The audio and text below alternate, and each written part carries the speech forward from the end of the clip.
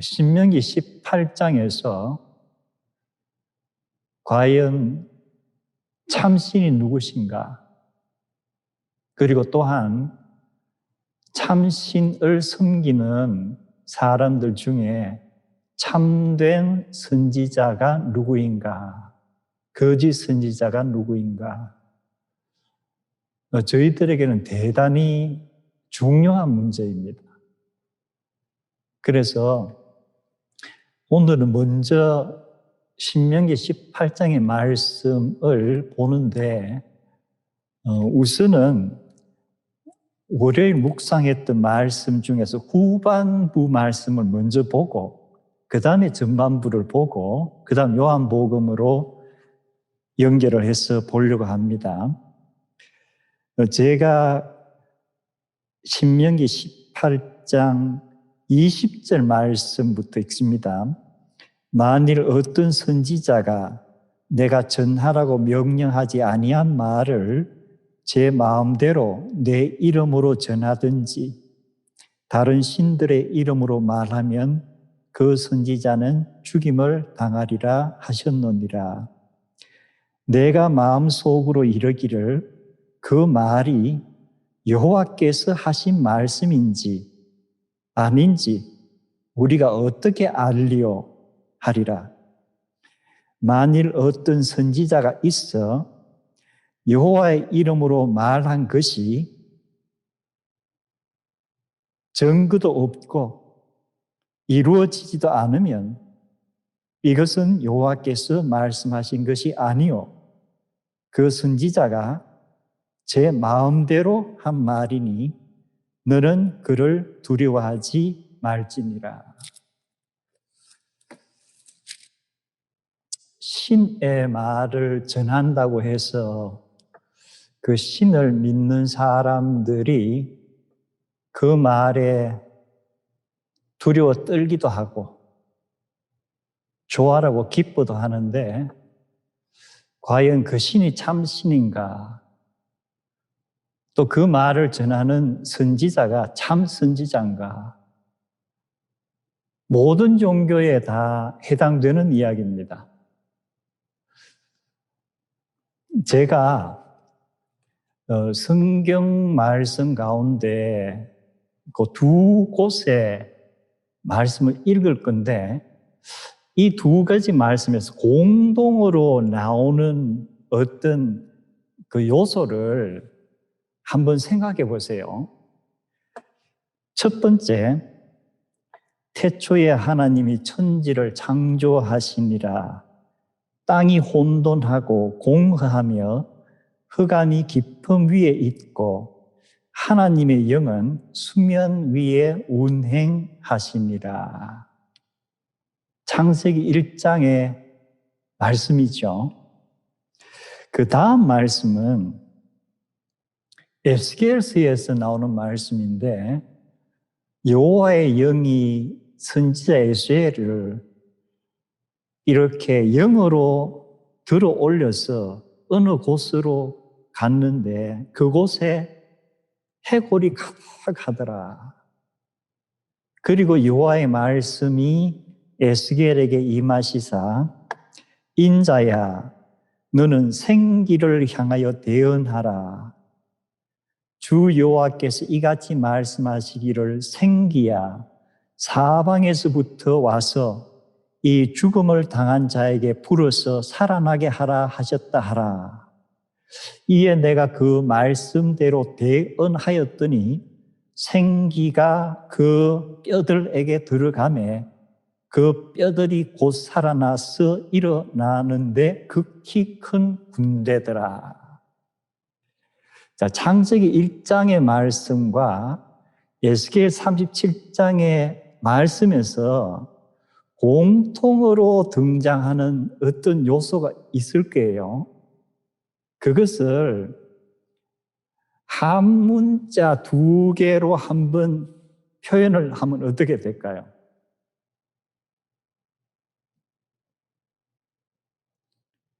하나님의 영이 수면 위에 운행하더라.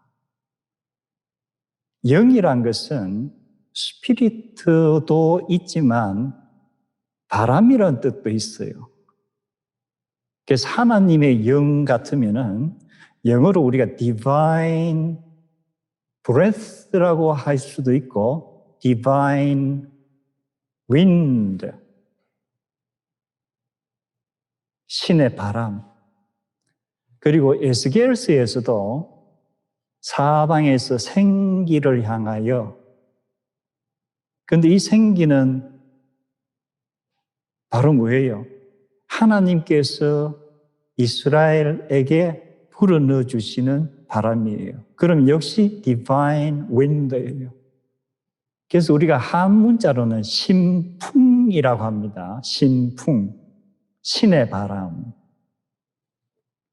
그럼 분명히 우리가 성경에서 신풍이란 것을 성령의 바람, 여러 곳에서 볼 수가 있는데, 이 신의 바람이란 용어가 유대교나 기독교에서만 가능한 용어인가? 아니면 다른 어떤 역사나 종교에서도 이 신풍이란 단어를 쓰고 있는가? 우리가 주로 유대민족의 역사를 성경에서 많이 보았는데 제가 중요하다고 생각이 돼서 오늘 말씀과 관련해서 동북아시아에 중국과 한국과 일본 세 나라가 관계되는 사건을 한번 얘기를 하려고 합니다. 제가 정확한 연도는 이야기하면 역사 시간에 듣는 분들이 스트레스를 많이 받아요. 그래서 대충 정확한 연도라든가 이런 인포메이션을 생략을 하고 이 라운드 넘버로 얘기를 할게요. 13세기 후반에 중국에서는 원나라가, 즉 몽골이 세운 나라입니다. 그 당시 한반도에는 고려 왕조예요. 그래서 원나라에서 고려 왕조에 이 협박을 하고 이래서 결국은 고려 왕조가 원나라의 속국이 되고 매년 조공을 바치는 그러한 주종 관계가 이루어집니다. 고려를 속국으로 만들고 원나라의 쿠블르칸이 이제는 일본을 속국으로 만들어야 되겠다. 그래서 일본에 고려를 통해서 몇 차례 사신을 보내는데 그 당시 일본의 상황은 천황이 있는데 사실 실권은 천황이 가지고 있다기보다는 막부라고 해서 이 군 출신, 사무라이 출신들이 이렇게 군사 정권을 가지고 있던 그러한 가마쿠라 막부 시대예요. 그래서 황실에서는 이건 너무 위험하다, 받아들여야 되나, 그 막부에서 이걸 거절해버려요. 그래서 몇 차례 사신을 보내다가 쿠블르칸이 일단은 침공을 해야 되겠다. 그래서 고려에게 배를 너희들이 만들어라. 그리고 너희들도 이 몽골군에 합류하는 일단은 군대를 또 징발을 해라. 이래서 13세기 후반에 몽골 고려 연합군이 하포라고 하는 게 지금 경상남도인가 북도인가 마산이에요. 마산에서 서시마를 거쳐서 일본 열도로 이제 침공을 합니다. 그런데 서시마 섬을 침공하고 그다음 또 하나의 섬을 침공하고 이렇게 가는데 그때가 11월이에요. 이제 열도를 손을 대려는데 갑자기 큰 태풍이 일어난 거예요. 일본의 태풍이 자주 덮치는 것을 우리가 알죠. 그런데 보통 일본에서는 5월에서 한 10월까지가 이 태풍이 주로 도는 기간이에요. 그런데 11월에 태풍이 일어나는 것은 극히 드문 일이에요. 그런데 태풍이 일어남으로 인해서 결국은 어떻게 돼요? 몽골과 고려의 연합군이 선박이 상당히 많이 부서지고 결국은 거의 절반 정도의 군사와 배를 잃고 침공이 실패로 끝나요. 그리고 나서 한 6년, 7년이 지나고 쿠블르칸이 2차 침공을 계획을 합니다. 1차 때보다도 선박 수나 동원되는 군대 수가 한 3배에서 4배 가량으로 더 늘어났어요. 엄청나게 그 당시는. 역시 이제 배는 많은 배를 고려해서 결국은 만들게 됩니다. 그래서 2차 침공을 하는데 2차 침공은 이제 한 5월 달부터 시작을 해요. 그래서 6월이 지나고 7월이 지나면서 상당히 여러 섬을 점령하고 거의 일본 열도 본토 가까이 가는데 8월 15일에 엄청나게 큰 태풍이 다시 몰려와요. 그래서 몽골 연합군이 거의 60%에서 90%의 전력을 그 태풍에 상실해 버립니다. 그래서 결국은 퇴각을 해요. 3차 원정을 계획했지만 결국은 이제는 일본을 도저히 침공을 할 수가 없는가 보다. 그래서 이 몽골 연합군의 이 침공 실패가 세 나라에 어떤 영향을 미치느냐.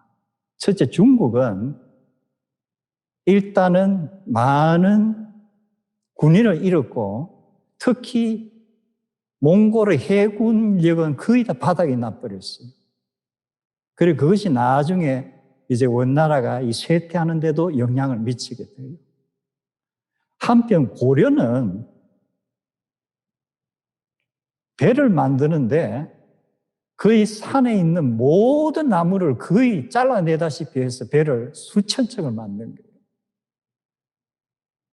그래서 거기에 동원된 인부들이라든가 농사를 지어야 될 사람들이 농사를 짓지 못하고 산에서 나무는 베어냈기 때문에 자연 폐해가 그때부터 엄청나게 많이 일어나고 이 고려 왕조에는 엄청난 폐해가 있었던 거예요. 아마 가장 이 전쟁으로 인해 피해를 본 나라는 고려예요.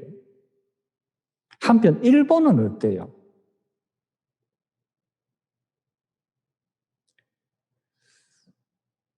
일본에서는 1차 때와 2차 때 일단은 몽골 연합군이 오니까 겁이 나니까 민심이 동요할 거 아니에요. 그래서 민심을 수습하기 위해서 일본의 주된 종교는 신도, 이 천황들을 신으로 섬기는 그러한 어떤 토속 종교예요. 그리고 이 막부 시대에 중국에서 일본으로 간 것이 대성불교 중에서 한국의 조계종이 지금 선종 쪽이죠. 이 선종 불교가 일본에 들어가서 이 성녀들에게 호국 불공을 드려달라고 부탁을 한 거예요. 그래서 이제 신도와 이 불교의 성녀들이 불공을 열심히 드렸겠죠. 호국 기도를 했겠죠. 그런데 2차례 원정 때마다 태풍이 일어나면서 결국은 일본이 안전해졌기 때문에 그 정치인들과 무사들과 일본 민중 사이에 이 호국 불교 선종의 이 위세가 엄청나게 커진 거예요. 그래서 많은 무사와 정치인들이 선종 불교를 믿게 된 거예요. 지금도 일본에서는 어떻게 보면 일본 하면 젠 부디즘 해가지고 그것이 지금 서양 전체에 퍼져 있는 그것이 이때부터 이렇게 세력이 확장이 되는 거예요. 종교적으로 일본은 이러한 현상이 나타나고 정치적으로는 일본 정치인들과 일본 민중 사이에 어떤 것이 들어왔냐면 일본은 신이 지켜주는 나라다. 특히 일본은 섬나라인데 이 섬나라를 어떤 나라의 해군도 쳐들어올 수가 없다. 해전에서는 일본은 반드시 승리한다.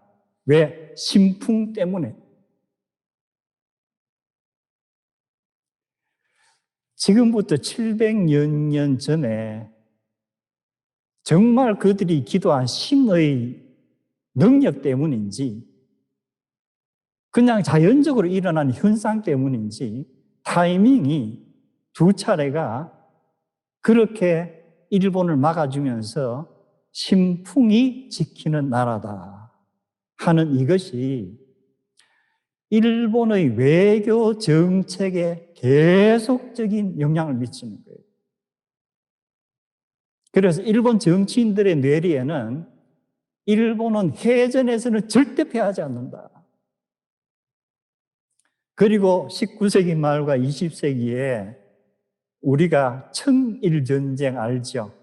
중국의 청나라와 일본이 전쟁을 하는데 여기는 해전은 그렇게 중요한 포션이 아니지만 어쨌든 일본이 해전은 다 이깁니다. 그리고 나서 한 10년 후에 러시아와 일본이 다시 전쟁을 하는데 러시아는 극동함대가 아주 강한 함대예요.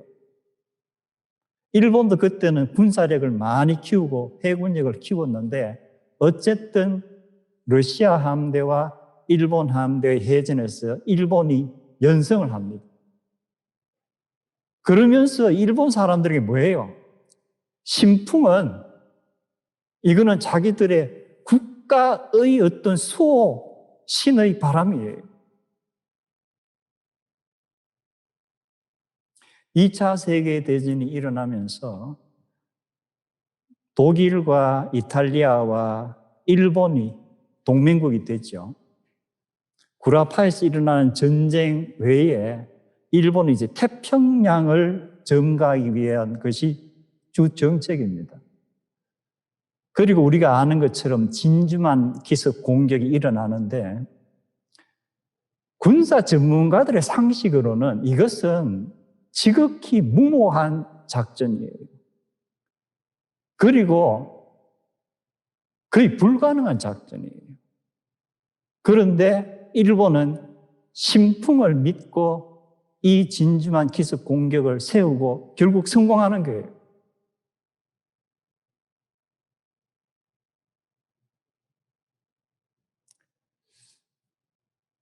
근데 몽골 때는 정말 태풍이 불어서 이겼지만 청일 전쟁과 노일 전쟁 때는 태풍 그런 건 전혀 없었어요. 그런데 일단 이겼죠.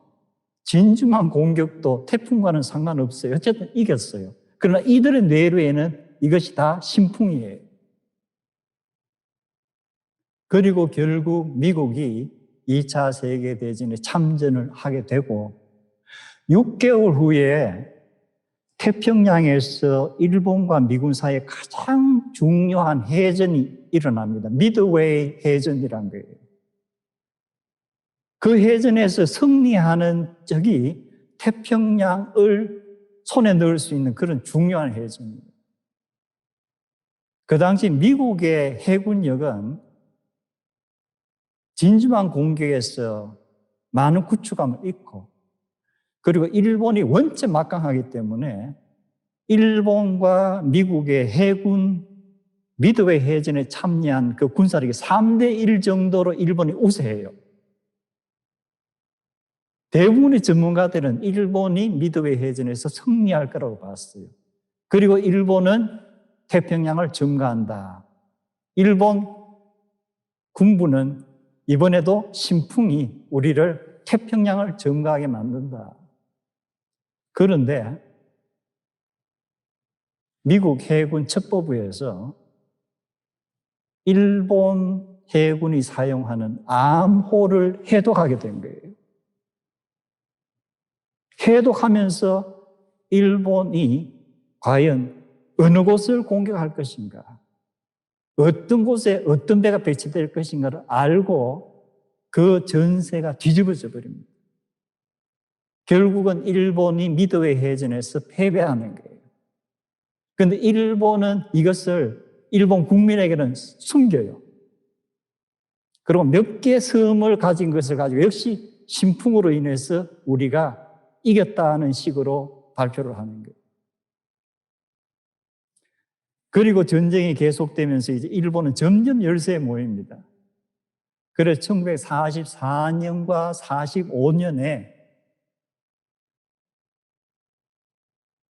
700여 년 전에 태풍이 일어났지만 그것은 자연적인 신풍이고 그 이후에 한 번도 자연적인 신풍이 일어나지 않고 지금 수세에 몰리니까 일본이 생각한 것은 뭐예요? 인공적인 신풍을 일으키자. 일본 군대가 생각하는 인공적인 신풍이 가미가제 특공대예요. 가미가제 하는 것이 신풍이란 바로 그 단어, 가미가제가 신풍. 그래서 신풍 특별공격대, 이 비행기를 개조해가지고 공중전이라든가 일반 그거로는 싸움이 안 되니까 그냥 이제 수어사이드 밤을 만드는 거예요. 젊은이들이 비행기를 타고 미국의 함정에 그냥 날아가서 부닥치는 것이 가미가제 특별공격대예요. 우리 일본은 해전에서 결코 지지 않는데 일단은 인공신풍이라도 만들어 보자. 그러나 결국은 인공신풍도 아무 효력이 없어졌어요. 오히려 이 인공신풍을 시작하면서 미국이 나중에 개발한 원폭 투하를 일본에 결정하는 데 하나 요인만 제공하는 거예요.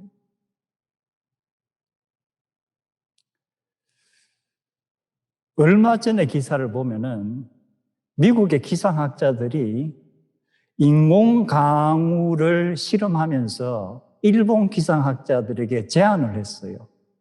일본은 매년 태풍의 피해를 많이 보는데 우리가 이 강수 조절하는 것을 잘 하면은 그 태풍의 피해를 줄일 수 있을 것 같다. 우리가 공동으로 연구를 하자.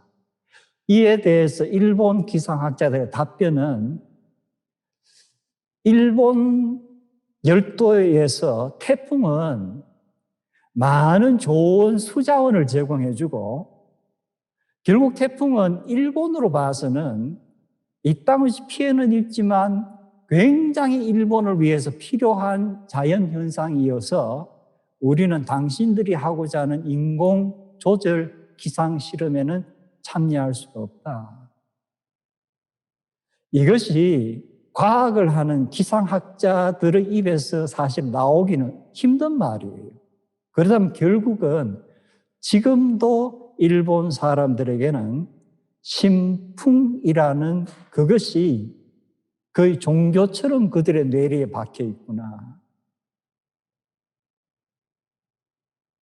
과연 일본이 이 몽고 고려 연합군을 2차례 패배케 한 그 태풍이 그들의 신도나 그들의 선불교의 승려들이 기도하는 그 신에 의해서 이루어졌다고 과연 지금도 믿고 있는가?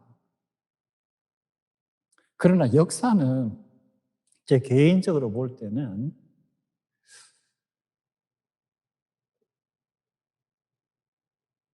두 번은 어쨌든 태풍이 일어났는데 그 이후에 모든 해전은 태풍과는 전혀 상관이 없다. 그리고 오히려 가미가제 특공대 자체는 젊은 사람들을 죽이기만 했을 뿐이다. 그리고 결국은 원자폭탄의 역풍을 맞았을 뿐이다. 그런데도 한번 사람들의 뇌리에 어떤 종교적인 믿음이 각인이 되면은 이건 정말로 바뀌기가 힘드는가 보다. 이것이 한 개인에게 뿐만이 아니고 한 집단, 조직적인 공동체의 이러한 하나의 믿음이나 신념이 각인이 되면은 지금 그들에게는 아직도 무언가 알 수 없는 태풍을 일으킨 그 신이 존재하는가 보다. 그 신이 존재하는가 보다. 우리가 오늘 신명기 18장 하나님께서 모세를 통해서 거짓 선지자들 하는 말에 대해서 과연 지금 이 땅에 수많은 종교인들이 있는데 정말 하나님께서 그들을 향해서 이 말씀을 하신다면은 해당되는 사람들이 과연 얼마나 많을까? 그래서 저는 항상 다른 종교에 대해서 제가 어떻게 평가할 만한 그러한 저는 비교 종교의 학자도 아니고 저는 어디까지나 내 개인적인 신앙으로 기독교 신자이고 그냥 성경을 평생을 읽고 제 나름대로 연구하는 사람에 불과합니다. 그리고 또 세상의 학문으로는 국제 정치, 외교 이런 분야를 오래 공부를 해가지고 나름대로 어떤 역사 가운데서 이 성경과 한번 견주어 보면서 제가 나눈 이 얘기는 그냥 참고로 들으세요. 우리가 학교를 다니면서도 교과서가 있고 참고서가 있는데 우리 기독교 신도들에게 교과서는 이 성경 말씀이에요. 그리고 제가 하는 설교나 모든 강의 주석들은 참고서에 불과한데 참고서는 원체 다양하잖아요. 그래서 제가 드리는 말씀은 하나의 참고로 받아들이시면 좋겠습니다. 단 제가 지금도 자연적으로 일어나는 현상 또는 어떤 역사적인 사건을 우리가 어떤 신의 직접적인 간섭으로 이렇게 해석하는 것이 얼마나 올바른 것일까? 한편으로 얼마나 이게 위험할 수가 있는가?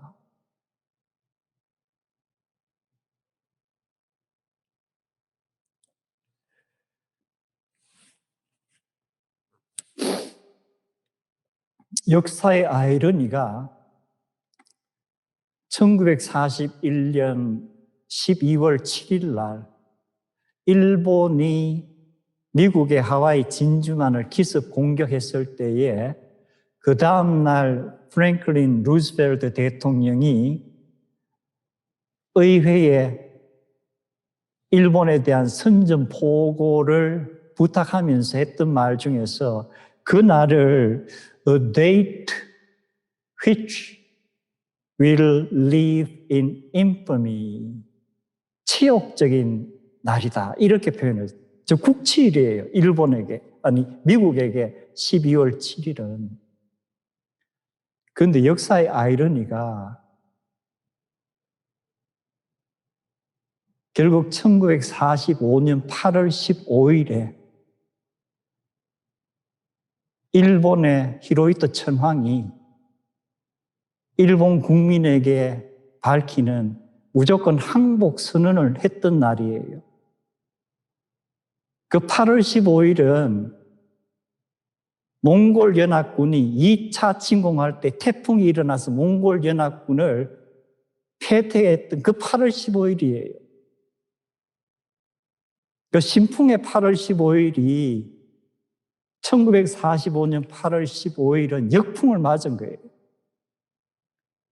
그리고 한편 한국은 우리의 국권을 빼앗겼던 1910년 8월, 제가 정확하게 날짜 기억이 안 납니다만은 그 국칠이라고 하는데 일본의 국칠이 되는 1945년 8월 15일에 한국은 해방을 맞는 거예요. 한국민들에게 그 해방은 정말 애굽에서 그리고 나중에 바벨론에서 해방되는 이스라엘 민족의 해방과 같은 그런 감격의 기쁨이에요.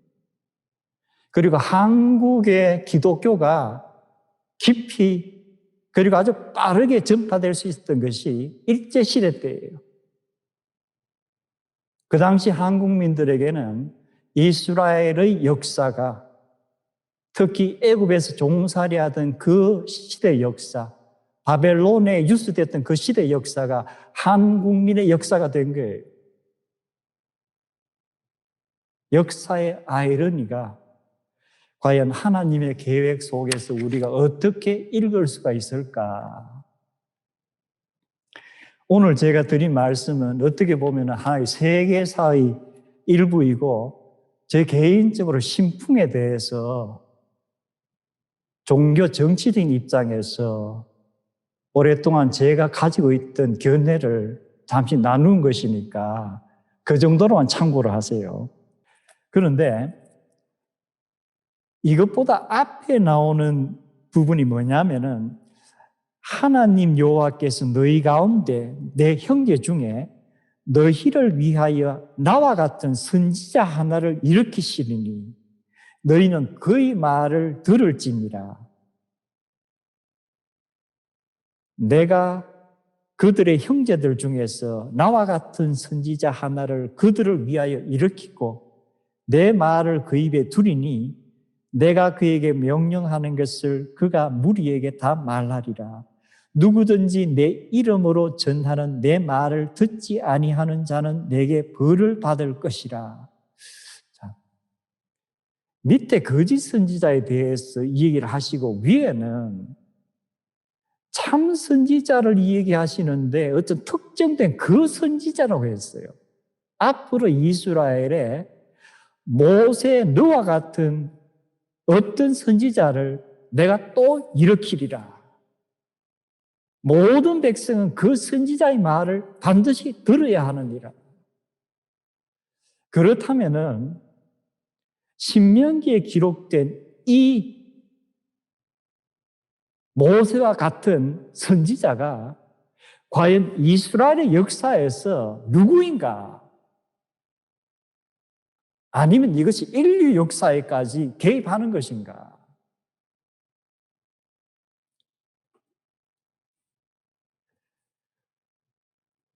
이 신명기의 그 선지자라는 이 존재에 대해서는 이스라엘 백성들이 지금까지도 퀘스천 마크의 인물이에요. 유대 랍비들에게도 퀘스천 마크의 인물이에요.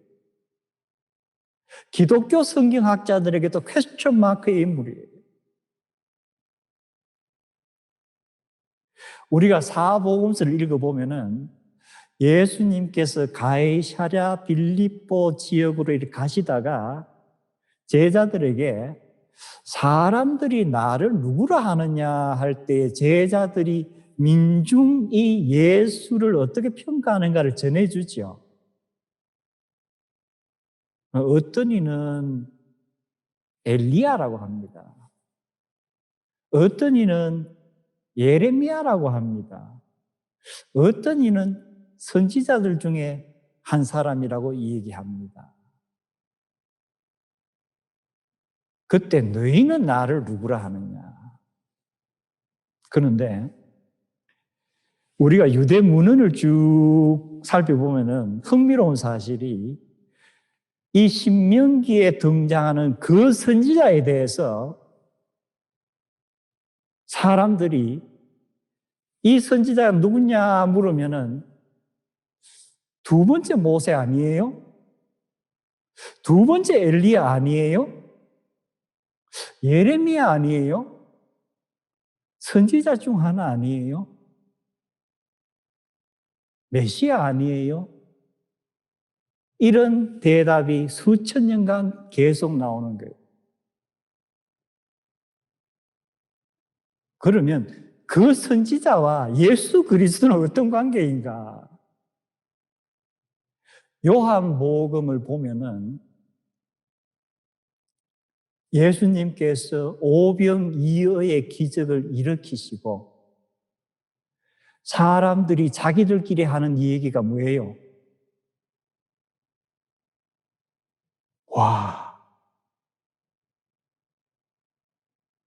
이런 일을 일으키시는 거 보니까 이 사람은 참으로 세상에 오실 그 선지자인가 보다.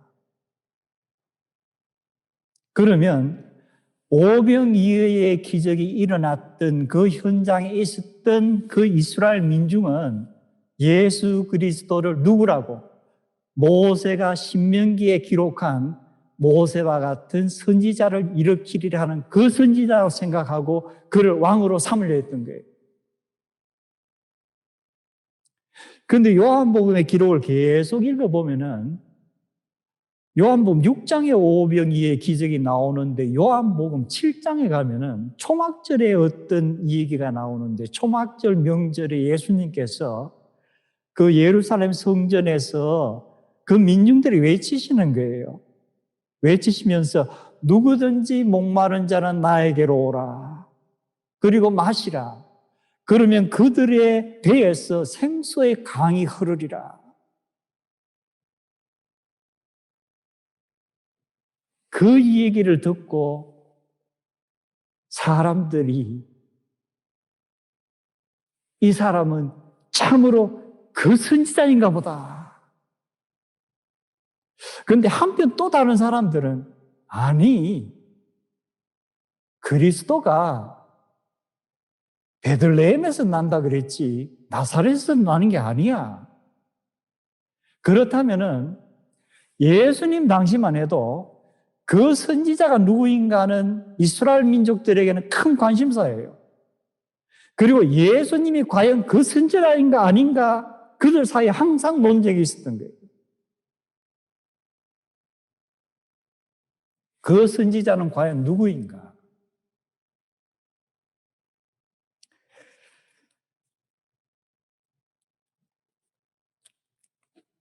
우리가 요한복음 1장을 보면은 제가 1장 19절부터 몇 절 말씀 읽습니다. 유대인들이 예루살렘에서 제사장들과 레위인들을 요한에게 보내어 네가 누구냐 물을 때 요한의 증언이 이러하니라. 요한이 드러내어 말하고 숨기지 아니하니 드러내어 하는 말이 나는 그리스도가 아니라 한데 또 묻되 그러면 누구냐? 내가 엘리야냐? 이르되 나는 아니라. 또 묻되 내가 그 선지자냐? 대답.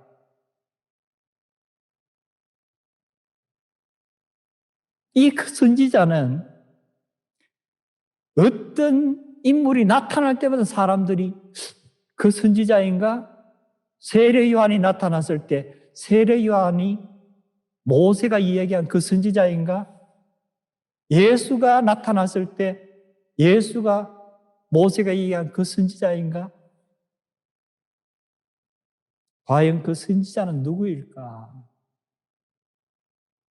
베드로는 그 선지자를 누구라고 본 거예요? 예수라고 본 거예요. 그런데 오늘 우리가 그 선지자는 기독교 성경학자들은 대체로 아마도 예수 그리스도를 가리킨 것일 것이다 하는데 의견을 모으고 있어요. 그러나 역시 미스터리예요. 이 그 선지자 하는 이 존재는.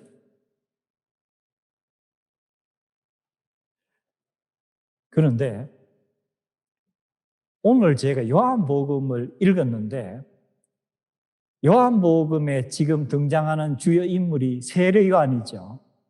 그러면 마태, 마가, 루가 복음에서 세례 요한에 관한 이야기하고 요한복음에서 세례 요한에 관한 얘기를 하는데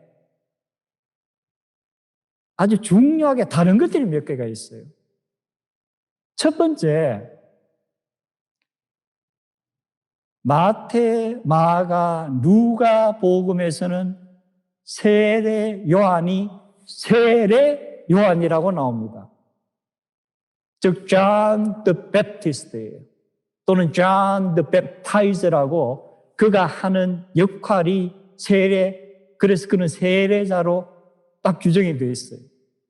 그런데 요한복음에는 세례 요한이라는 단어가 한 번도 안 나와요. 요한복음에서 세례 요한은 그냥 요한이에요. 그럼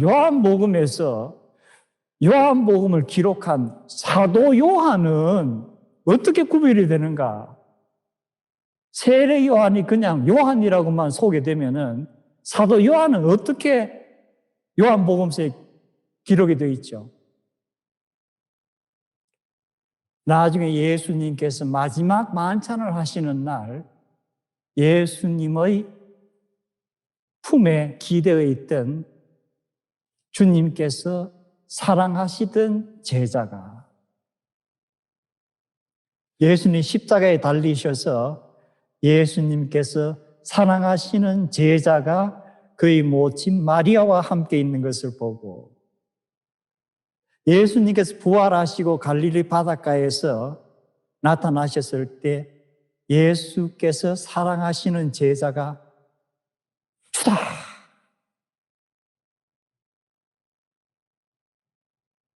자, 그렇다면은 마태, 마가, 루가가 요한, 우리가 얘기하는 세례 요한의 중요한 역할을 죄 사함을 받게 하는 회개를 강조하는 세례자로 그리고 오실 메시아의 길을 예비하는 자로 강하게 소개를 하는데 요한복음에서 세례 요한은 세례자로 소개가 되지 않아요. 그리고 예수님의 길을 예비하는 자로도 소개가 되지 않고 요한복음의 세례 요한은 예수 그리스도의 증인으로 강조가 되어 있어요. 위트니스로 강조가 되어 있어요. 매티아스 그룬월드라고 하는 유명한 화가가 약 500여 년 전에 그린 십자가는 The Crucifixion이라는 그 그림을 보면은 요한복음에서 강조하는 세례 요한의 역할이 무엇인가를 그대로 볼 수 있어요. 제가 몇 차례 소개했었는데 이 그림은 중앙에 십자가에 예수님께서 달려 계세요. 그리고 이 오른쪽에는 흰 옷을 입은 여인이 아마도 성모 마리아가 그 실신하는 듯이 이렇게 뒤로 넘어지는 것 같은데 그 뒤를 누가 부축하는 거예요? 아마도 사도 요한이 부축하는 모습이 그려져 있습니다. 그리고 이 아래쪽에는 한 여인이 그 십자가 위에 예수님을 올려다보고 이렇게 하는데 아마도 막달라 마리아일 것이다 라고 사람들은 추정을 합니다. 한편 왼편에는 밑에 조그마한 어린 양이 그려져 있어요. 그리고 그 양의 어깨 위에 조그마한 십자가가 그려져 있어요. 어린 양이 십자가를 메고 가는 그 그림이에요. 그리고 바로 그 옆에 세례 요한이 그려져 있는데 세례 요한이 한 손에는 성경책을 들고 있습니다. 그 세례 요한이 들고 있는 성경책이 펴져 있는데 그 내용은 그는 흥하여야 하고 나는 쇠하여야 하리라.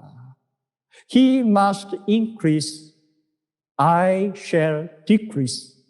그래서 어떻게 보면은 그리스도는 드러나야 하고 나는 숨겨지고 사라져야 하리라. 이 세례 요한이 하는 일은 그리고 오른손은 이렇게 해서 십자가의 예수님을 가리키고 있어요. 바로 이것이 요한복음에서 강조하는 세례 요한의 역할이에요. 세례를 주는 역할이 아니고 예수 그리스도를 가리키는 것이 세례 요한의 요한복음에서 소개되는 역할이에요.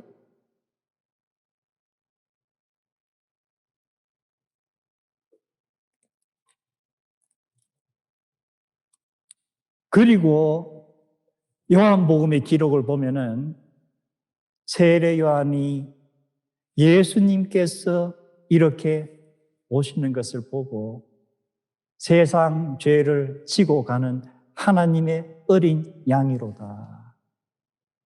나도 그를 알지 못했었다. 그런데 나에게 세례를 베풀라고 하신 분께서 하나님이시겠죠. 세례를 베푸는데 누군가 위에 성령이 비둘기같이 임하여 머무르거든 바로 그가 누구인 줄을 알아라.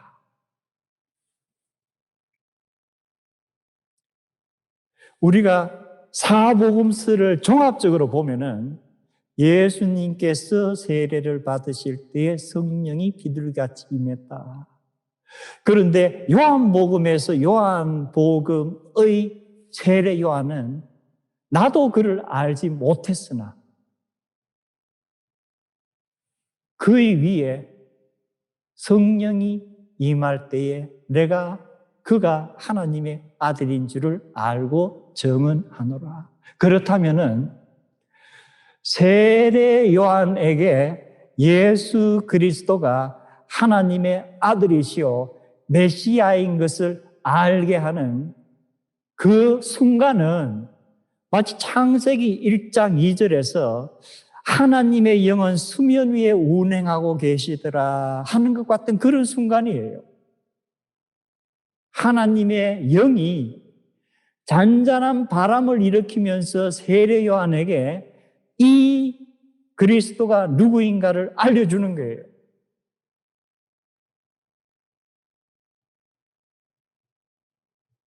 그리고 우리가 요한복음을 계속 읽어가면은 요한복음 거의 마지막 부분에 가서 부활하신 예수님이 어느 안식일이 지나고 그 다음 오늘날로 말 주일이죠. 주일 저녁에 두려움에 떨면서 문을 닫고 있던 제자들 가운데 나타나셔서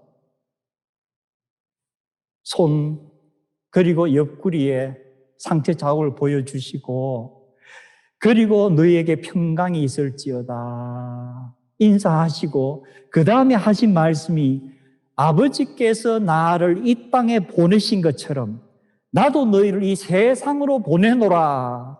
그리고 그들을 향하여 숨을 내쉬시며 성령을 받으라. 성령의 바람이에요. 예수님께서 부활하시고 제자들을 향해서 숨을 내쉬는 이 숨은 창세기 2장에서 하나님께서 흙으로 인간을 지으시고 그 코에 생기를 불어넣으신 그 순간을 다시금 떠올리게 하는 거예요. 성령의 호흡, 성령의 바람이 창조의 신풍이었다면은 이제 예수님께서 이 제자들을 향해서 불어넣으시는 이 바람, 창조의 신풍과 함께 구원의 신풍이에요.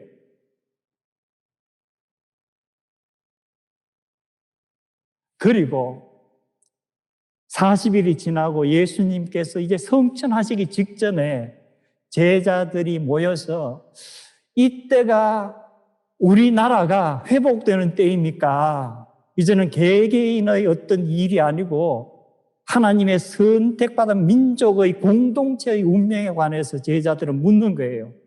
그러자 예수님께서 그들에게 하시는 말씀이 뭐예요? 그것은 하나님 아버지만 아시는 것이다. 내가 너희에게 얘기할 수 있는 것은 너희들이 예루살렘을 떠나지 말고 그대로 기다리고 있어라. 아버지께서 약속하신 것이 올 것인데 요한은 물로 세례를 베풀었으나 너희는 몇 날이 못되어 성령으로 세례를 받으리라. 그리고 너희들이 성령으로 세례를 받고 나서 너희는 권능을 받고 예루살렘과 유대와 사마리아와 온 땅 끝까지 이르러 내 증인이 되리라. 그리고 우리가 사도행전으로 넘어가면은 1장에서 이 말씀이 있었고 바로 2장에 일어나는 것이 뭐예요? 예수님께서 성령의 세례, 성령의 바람을 예언하셨는데 그 강력한 성령의 바람이 오순절날 그 120문도에게 임하는 거예요. 이것이 신의 바람이에요. 가미가제가 신의 바람이 아니에요.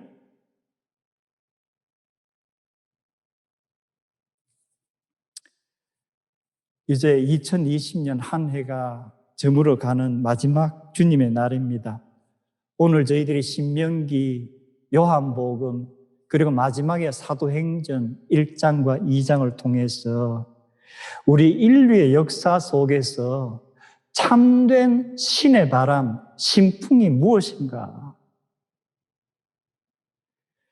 여호와 하나님께서 최초의 인간을 창조하시고 인간의 코에 불어넣으시는 그 생기를 우리가 이 시간에 느낄 수 있기를 원합니다. 부활하신 예수 그리스도께서 2000여 년 전에 그 떨고 있던 제자들을 향해서 성령을 받으라 하고 불어넣으시던 그 호흡을 우리가 느낄 수 있기를 원합니다. 그리고 오순절에 그리스도의 제자들과 성도들에게 임한 성령님의 강력한 바람이 2022년 그리고 또한 내년에 우리 성도님들의 삶 속에 강하게 임하기를 원합니다.